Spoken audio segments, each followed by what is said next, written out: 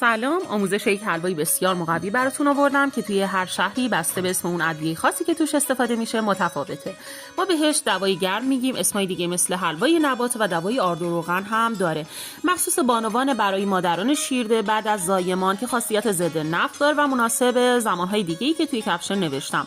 درست کردنش خیلی آسونه. بعضی‌ها آردو اول تفت میدن، بعد روغن اضافه میکنن، اما روش ما یه مقدار متفاوت هستش.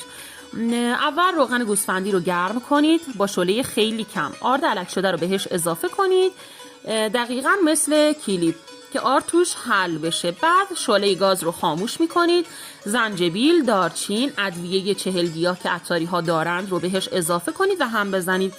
دوباره شعله رو روشن میکنید و خیلی کم میکنید. حالا نبات آسیاب شده رو اضافه میکنید و 1 دقیقه هم میزنید.